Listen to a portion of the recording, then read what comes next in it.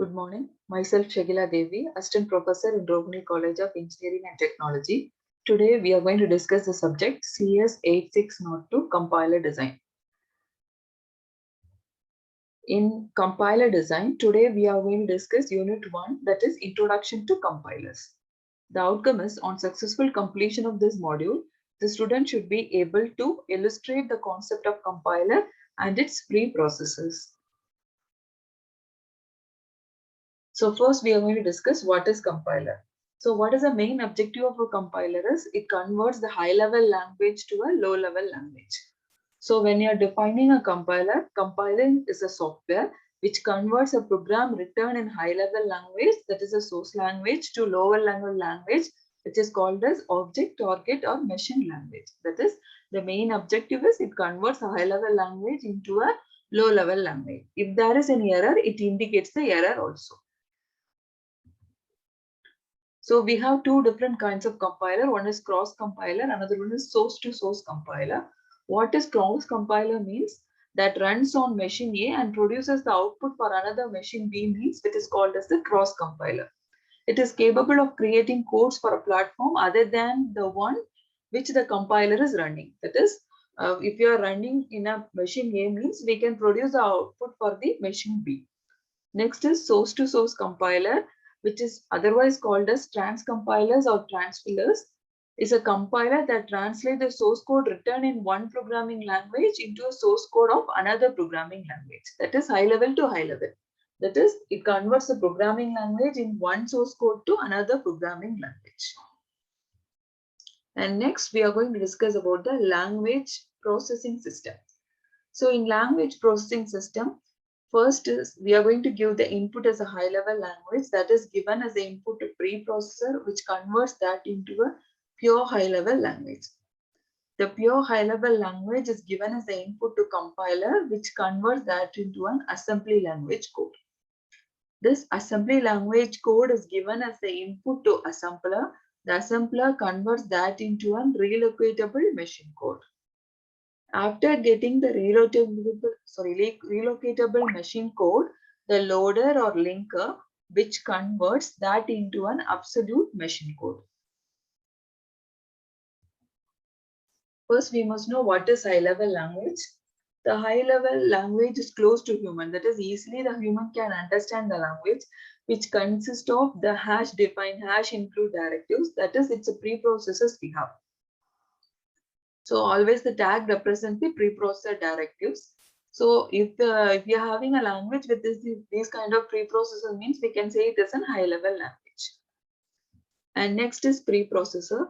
The preprocessor removes all the hash include directives by including the file called file inclusion. That is, it performs macro expansion and then it gives the details for that particular file. And next is assembly language. It is neither the binary form or not the high level language. It is in between the high level and the low level language. It's a combination of a machine level instruction as well as the high level language codes. And next is assembler. For every platform, we will have an assembler. What is the use of that assembler is the output of assembler is an object file which translates the assembly language code into a machine language code. So what is the main objective of assembler is it converts the assembly language code into a machine language code. Next is the interpreter. The interpreter converts the high level language into a low level machine language just like a compiler, but the basic difference is the reading style. That is, it reads the instruction line by line. So compared to compilers, it is better when it is finding the errors because it executes the instructions or the program line by line. So it predicts the error very clearly, but the execution speed is slow compared to compiler. And next is the relocatable machine code. It can be loaded at any point and can be run. So the address within the program will be in such a way that it will cooperate with all the program movement. So that is why we call it as a relocatable machine code.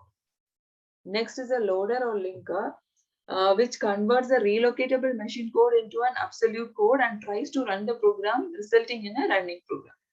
or if the program is not running means it produces the error message. So the linker loads a variety of objects files into a single file to make it executable. Then the loader loads it to the memory and it executes it. So next we are going to see some of the example gate questions. So first is incremental compiler is a compiler which is written in language that is different from the source language, compiles the whole source code to generate object code afresh, and then compiles only those portion of the source code that have been modified, that runs on one machine but produces the object code for another machine. So the answer is option C, which is compiles only those portion of the source code that have been modified. And the next question is, which data structure in a compiler is used for managing the information about variables and their attributes? Abstract syntax tree, simple table, semantic stack, and simple table. The answer is simple table. And the next question is, which one of the following is not permitted during compilation? Dynamic memory allocation, type checking, simple table management, and incline expansion. The answer is dynamic memory allocation. And then the simple table can be used for checking type compatibility, suppressing duplication of error messages, storage allocation, and all the above. The answer is all the above. That is, it is used for checking type compatibility and suppressing the duplication of error messages, and it's used for storage allocation also.